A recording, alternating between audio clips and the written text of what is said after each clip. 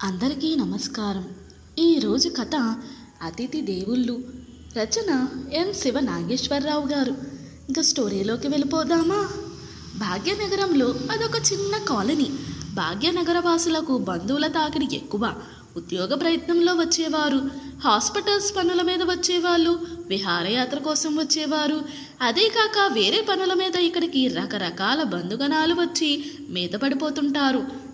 ఆ కాలనీ మంచి సెంటర్లో ఉందేమో. ఆ కాలనీ వాసులకు చుట్టాల తాకిడి మరింత ఎక్కువ. ఏ రోజు కొత్త చుట్టాలు వచ్చి ఏ ఇంటి మీద పడతారో ఆ ఇంటి వారిని మిగిలిన ఇళ్ళ వాళ్ళు కళ్ళతోనే సానుభూతి కురిపిస్తారు. ఆ కాలనీలో సుమారు 40-50 ఇళ్ల వరకు ఉంటాయి. చిన్న కాలనీ కాబట్టి అందరికీ ఒకరితో ఒకరికి పరిచయాలున్నాయి. ఆ రోజు శ్రీకాంత్ సుమల ఇంటికి హఠాత్తుగా 2 అతిథులు వచ్చి పడ్డారు. శ్రీకాంత్ సుమలు ఇద్దరు ఉద్యోగస్తులే. శ్రీకాంత్ స్టేట్ బ్యాంక్లో ఆఫీసర్, ఇక సుమ ఏజీ ఆఫీస్లో స్టెనోగా పనిచేస్తున్నది. వాళ్ళిద్దరికీ ఒక పాప బాబు. ఇద్దరు ఒకే కాన్వెంట్లో 3rd క్లాస్ 5th క్లాస్ చదువుతున్నారు.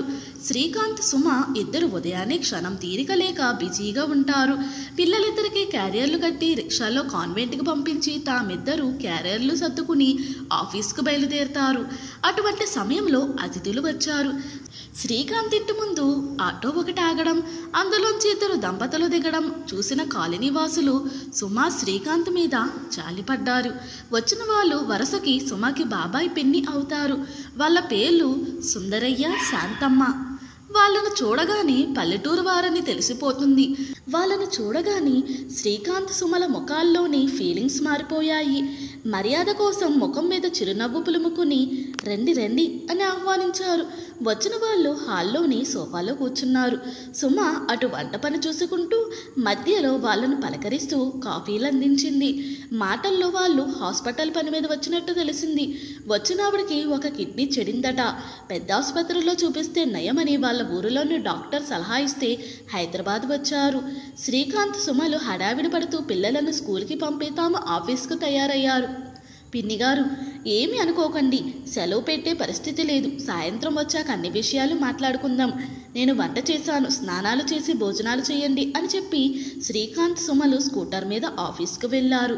సుమ ఆఫీసులో ఉంది కానీ మనసంతా ఇంటి దగ్గరే ఉంది. వచ్చిన వాళ్ళు వృద్ధులు, అందులోనూ పల్లెటూరు వాళ్ళు. ఇంటిలో ఏం గోల చేస్తారు? మధ్యలో స్కూల్ నుంచి పిల్లలు వస్తారు. వాళ్ళకి వీళ్ళు కొత్త, హాస్పిటల్ పని మీద వచ్చారు. ఎన్ని రోజులు తిష్ట వేస్తారో. భాగ్యనగర వాసులకు చుట్టాలను మించిన శిక్ష మరొకటి లేదు అనుకుంది. ఆఫీసులో ఉండగా సుమకి ఫోన్ వచ్చింది. సుమా, ఉదయం మీ ఇంటికి చుట్టాలు రావడం గమనించాను. అయిపోయావు అన్నది రాధిక. ఆమె కూడా అదే కాలనీలో ఉంటుంది. ఎన్ని రోజులు ఉంటారో అని నెట్టొచ్చింది సుమ. శ్రీకాంత్ కూడా ఆఫీసులో వచ్చిన చుట్టాల గురించి ఆలోచిస్తూ ఆందోళన చెందాడు. వాళ్ళను హాస్పిటల్ చుట్టూ తిప్పాలి. అయిపోయాను అనుకున్నాడు. రోజు శ్రీకాంత్ తన ఆఫీస్ పని అవగానే వచ్చి సుమను పికప్ చేసుకుంటాడు. ఆ రోజు రావడం అరగంట ఆలస్యమైంది. ఇంత ఆలస్యం చేశారేం? అసలే చుట్టాలు వచ్చి పడ్డారు. ఇంటి దగ్గర పరిస్థితి ఎలా ఉందో అని బాధపడింది సుమ. ఆ విషయం నాకు గుర్తుంది, కానీ ఇన్స్పెక్షన్ వలన ఆలస్యమైందని చెప్పాడు. శ్రీకాంత్ సుమ ఇల్లు చేరారు. అక్కడి వాతావరణం చూసిన సుమ విస్తుపోయింది. రోజు ఇల్లు చేరేసరికి పిల్లలిద్దరూ కొట్టుకుంటూ తిట్టుకుంటూ ఉండేవాళ్ళు. ఇంటి వాతావరణం యుద్ధభూమిలా ఉండేది. ఇప్పుడు మాత్రం పిల్లలిద్దరూ సుందరయ్య, శాంతమ్మ ఒడిలో కూర్చుని ఎంచక్క కబుర్లు చెబుతున్నారు. అది చూసి శ్రీకాంత్ సుమలు రిలాక్స్ అయ్యారు. సారీ బాబాయ్ గారు, ఆలస్యమైంది. కాఫీలు పెట్టి తెస్తాను అంది సుమ. మాకు అటువంటి అలవాట్లు లేవమ్మా, మీరు పెట్టుకుని తాగండి అన్నాడు సుందరయ్య. శ్రీకాంత్ డ్రెస్ కూడా మార్చుకోకుండా వాళ్ళకెదురుగా కూర్చున్నాడు. ఉదయం ఆఫీస్కి వెళ్ళే హడావిడిలో మీతో ఏం మాట్లాడలేకపోయాను. ఇప్పుడు చెప్పండి, ఏ హాస్పిటల్కి వెళ్ళాలి? రేపు తీసుకువెళతాను అన్నాడు. నీకెందుకు బాబు శ్రమ? ఉదయం మీరు ఆఫీస్కి వెళ్ళాక మేము స్నానాలు చేసి వాళ్ళను వీళ్ళను అడిగి హాస్పిటల్కి వెళ్ళాము. అక్కడ తెలిసిన డాక్టర్ ఒకతను ఉన్నాడు. కొన్ని పరీక్షలు అయ్యాయి. రేపు మరికొన్ని పరీక్షలు చేస్తారట. ఏ సంగతి రేపు తెలుస్తుంది అని చెప్పాడు సుందరయ్య. అతని మాటల్లో మర్యాద ఉట్టిపడుతున్నది. హాస్పిటల్ పని తప్పినందుకు శ్రీకాంత్ తేలికగా నిట్టూర్చాడు మనసులో. ఈ పల్లెటూరు అయినా గడుసువాడే, హైదరాబాదులో బాగానే మేనేజ్ చేశాడు అనుకున్నాడు. సుమ వాళ్ళిద్దరికీ పలహారాలు అందించింది. శాంతమ్మ సుమతో, అమ్మా సుమ, ఇటువంటివేం పెట్టుకోకు. ఈ పూట వంట ఏం చెయ్యాలో చెప్పు, నేను చేస్తాను. నీవు విశ్రాంతి తీసుకో అంది. వాళ్ళ వరుస చూస్తే ఇప్పట్లో కదిలేలా లేరు అనుకుంది సుమ. పైకి మాత్రం అసలే మీ ఆరోగ్యం బాగుండలేదు, మీరు వంట చేయడం ఏమిటి అంది. ఆ రాత్రి భోజనాలయ్యాయి. సుందరయ్య పిల్లలకు చందమామ కథలు చెప్పాడు. పిల్లలు ఆసక్తిగా వింటూ నిద్రపోయారు. పనిపిల్ల ఉందా అని అడిగింది శాంతమ్మ. ఇదివరకు ఉండేది, అదెప్పుడు వస్తుందో ఎప్పుడు మానుతుందో తెలియదు, అందుకే మానిపించేశాను అని చెప్పింది సుమ. అదే నయంలే అమ్మా అంది శాంతమ్మ. వచ్చిన అతిథులకు పిల్లల గది ఇచ్చి పిల్లల్ని తమ గదిలో పడుకోబెట్టుకున్నారు శ్రీకాంత్ వాళ్ళు. ఎప్పటిలానే ఉదయం 5:30కి మెలకువ వచ్చింది సుమకి. ఒక క్షణం చేయవలసిన పనులు గుర్తు చేసుకుంది. అంట్లు తోమాలి, పిల్లలకు క్యారియర్లు, తమకు క్యారియర్లు. సుమకు మనసులో దిగులుగా అనిపించింది. మెలకువ వచ్చిన 10 నిమిషాలకు సుమ మంచం మీద నుంచి బద్ధకంగా పైకి లేచింది. బెడ్రూమ్లోంచి బయటకు వస్తుంటే కిచెన్లో లైట్ వెలుగుతూ కనిపించింది. రాత్రి లైట్లు తీయడం మర్చిపోయానా అనుకుంటూ కిచెన్లోకి వెళ్ళిన సుమ నిర్ఘాంతపోయింది. ఎప్పుడు లేచిందో ఏమో. శాంతమ్మ వంటగదిలోని సింకు దగ్గరున్న అంట్లు చప్పుడు కాకుండా నెమ్మదిగా తోముతున్నది. అదేంటి పిన్ని గారు మీరు తోముతున్నారు? నిజంగానే నొచ్చుకుంది సుమ. మన పని మనం చేసుకోవడంలో తప్పేముందమ్మా, అసలే ఉద్యోగస్తురాలివి. ఇంటి దగ్గర చాకిరీ, ఆఫీస్ దగ్గర చాకిరీ అంటే కష్టం కదూ. మేమున్న 4 రోజులైనా కాస్తంత విశ్రాంతి తీసుకో అంది శాంతమ్మ. అసలేమీ ఆరోగ్యం బాగుండడం లేదు అంది సుమ. ఈ మాత్రం పనికి ఏమీ అయిపోన్లే అంటూ నవ్వింది శాంతమ్మ. సుమ బ్రష్ చేసుకుని వచ్చి కాఫీ తయారు చేస్తుంటే శాంతమ్మ వంటగదిలో ఎక్కడే వస్తువులు ఉన్నాయో గమనించింది. ఉల్లిపాయలు కోయడం, కూరగాయలు తరగడం, వంట పనుల్లో సాయం చేసింది శాంతమ్మ.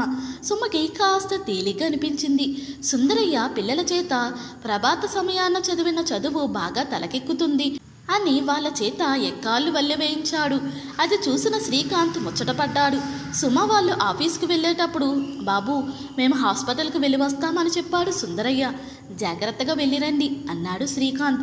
సాయంత్రం వాళ్ళు ఆఫీస్ నుంచి వచ్చేసరికి పిల్లలు స్నానాలు చేసి శుభ్రంగా కనిపించారు. రోజు అయితే అది సుమ డ్యూటీ. మమ్మీ ఈరోజు అమ్మమ్మ స్నానాలు చేయించింది అని చెప్పింది ప్రియ. అమ్మయ్య అనుకుంది సుమ. శాంతమ్మ వంక కృతజ్ఞతగా చూసింది. హాస్పిటల్కి వెళ్ళారా? డాక్టర్స్ ఏమన్నారు అని వాకప్ చేశాడు శ్రీకాంత్. ఏవో మందులు రాసిచ్చి వాడమన్నారు. వారానికోసారి పరీక్షలు చేయించుకోవాలట. అలా 4 వారాలు చూపించుకుంటే సరిపోతుందంట అని చెప్పాడు సుందరయ్య. 4 వారాలంటే నెల అనుకున్నాడు శ్రీకాంత్ మనసులో. నెల రోజులు ఇక్కడ ఉంటే మీకు ఇబ్బంది అని తెలుసు, కానీ ఎక్కడ ఉండాలా అన్న విషయం గురించే మదన పడుతున్నాం అని చెప్పింది శాంతమ్మ. మరేం పర్వాలేదు, మీ ఆరోగ్యం నయమైతే మాకు సంతోషమే. నెల రోజులు మా ఇంటి దగ్గరే ఉండండి అన్నాడు శ్రీకాంత్. అంతలో సుందరయ్య, బాబు మరొక దారి లేదు, మీరు శ్రమగా భావించక నెల రోజులు మాకు ఆశ్రయం ఇవ్వాలి అన్నాడు. అంత పెద్ద అయినలా అనేసరికి శ్రీకాంత్కి బాధ అనిపించింది. మీరలా బాధపడకండి, మీరిక్కడ ఉంటే మాకు పెద్ద దిక్కుగా ఉంటారు అన్నాడు. సుందరయ్య శ్రీకాంత్ వంక కృతజ్ఞతపూర్వకంగా చూశాడు. మరునాటి ఉదయం సుమ నిద్రలేచేసరికి శాంతమ్మ ఇల్లు చిమ్మి అట్లు కడిగేసింది. సుమ వంటగదిలోకి రాబోతే, వంట నేను చేస్తాలే అమ్మా, నువ్వు పిల్లల సంగతి చూడు అంది. మధ్యాహ్నం లంచ్ టైంలో సుమకి శ్రీకాంత్కి శాంతమ్మ వంట రుచి తెలిసింది. ముసలమ్మ అంత బాగా వంట చేయగలదని వాళ్ళు ఊహించలేదు. ఇల్లు చేరగానే శ్రీకాంత్, సుమలు మీ వంట అమోఘం అని శాంతమ్మను అభినందించారు. ఏదో పాతకాలం వంట అని మొహమాట పడింది శాంతమ్మ. ఆ వృద్ధ దంపతులు శ్రీకాంత్ ఇంటికి వచ్చి వారమైంది. ఒకరోజు ఇంట్లో బియ్యం బస్తా కనిపించింది. ఎక్కడిది అని అడిగాడు శ్రీకాంత్ సుమని. అంతలో సుందరయ్య, మా ఊరు నుంచి నేనే తెప్పించాను బాబు అన్నాడు. ఎందుకండి అని శ్రీకాంత్ నొచ్చుకున్నాడు. కొన్న బియ్యమేం కాదు బాబు, మన పొలం నుంచి వచ్చినవే అని చెప్పాడు సుందరయ్య. వాళ్ళు వచ్చినప్పుడు బరువుగా ఫీల్ అయిన సుమ శ్రీకాంత్లకు ఇప్పుడు కాస్తంత తేలికగా అనిపించింది. సుమకి ఇంటి పని బాగా తగ్గింది. ముఖ్యంగా పిల్లల అల్లరి లేదు. పెద్ద అయిన పిల్లలకు కథలు చెప్పడం, దగ్గర ఉండి చదివించడం సమర్థవంతంగా చేస్తున్నాడు. ఆదివారం శ్రీకాంత్ హైదరాబాద్ చూపిస్తాను రండి అన్నాడు. సుందరయ్య, వద్దు బాబు, రోజు ఆఫీస్ పనితో అలసిపోయే మీకు ఆదివారం విశ్రాంతి కావాలి, మరొకసారి చూస్తాం అన్నాడు. ఆ క్షణం శ్రీకాంత్కి అంతకు ముందు వచ్చిన బంధుజనం మదిలో మెదిలారు. ఊరు చూపించేంత వరకు వదిలేవారు కాదు.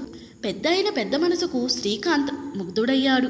చాలా కాలం తరువాత శ్రీకాంత్ సుమలు సినిమాకు బయలుదేరారు. అయితే వాళ్ళు ఊహించినట్లు పిల్లలు సంబరపడలేదు. సినిమాకి మీరు వెళ్ళండి, మేం తాతయ్య అమ్మమ్మ దగ్గర ఉంటామన్నారు. శాంతమ్మ సుమతో, మీరు వెళ్ళిరండమ్మా, పిల్లల్ని మేము చూసుకుంటాం అంది. 10 రోజులు గడిచేసరికి శాంతమ్మ ఇరుగు పొరుగు వాళ్లతో మాటలు కలిపింది. వంటల్లోనూ కుటుంబ విషయాల్లోనూ సలహాలిచ్చేది.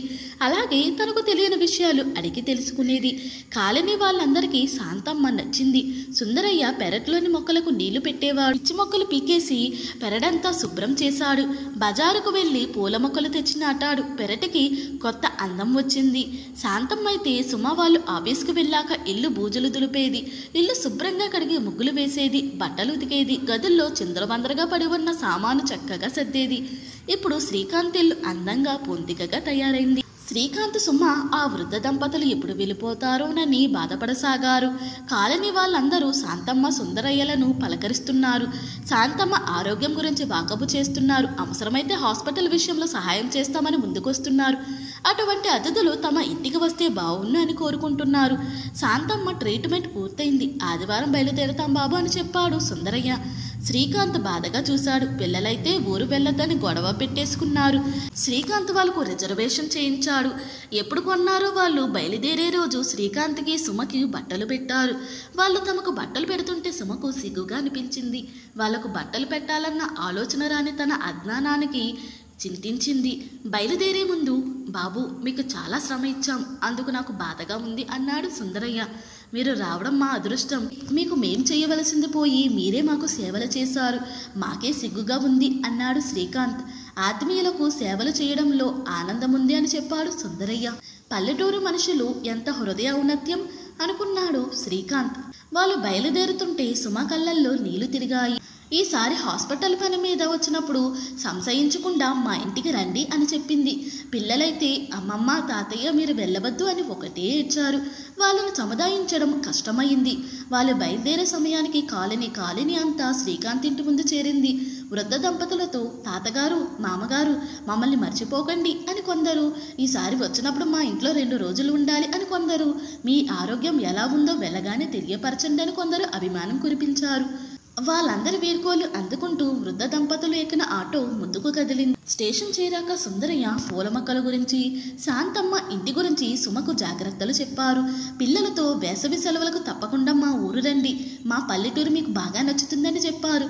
ట్రైన్ కదిలింది. శ్రీకాంత్ సుమ సజల నేత్రాలతో సుందరయ్య శాంతమ్మలకు వీడ్కోలు పలికారు. సుందరయ్య శాంతమ్మ వెళ్ళి 10 రోజులు గడిచినా శ్రీకాంత్ సుమలు వాళ్ళ జ్ఞాపకాలతో సతమతమవుతూనే ఉన్నారు. ఓ రోజు సుందరయ్య శాంతమ్మల దగ్గర నుంచి శ్రీకాంత్కి ఒక పెద్ద పళ్ళబుట్ట, దానితో పాటు ఒక ఉత్తరం వచ్చాయి. చిరంజీవి శ్రీకాంత్ సుమలకు, మేము వచ్చినప్పుడు మీరు మీ కాలనీ వాళ్ళు చూపిన ఆదరణ మరువలేకపోతున్నాము. అందరికీ కృతజ్ఞతలు. మా తీపి గుర్తుగా కాలనీ వాళ్ళందరికీ మేం పంపిన మామిడి పళ్ళు అందచేయండి అని ఉంది ఉత్తరంలో. శ్రీకాంత్ దంపతులు ఆ అతిథి దేవుళ్లకు మనసులోనే నమస్కరించుకున్నారు. ఇంతటితో ఈ కథ ముగిసింది. ఈ కథ కనుక మీకు నచ్చినట్లయితే మరియు నా ఎక్స్ప్లెనేషన్ కనుక మీకు నచ్చినట్లయితే ప్లీజ్ లైక్, షేర్, సబ్స్క్రైబ్.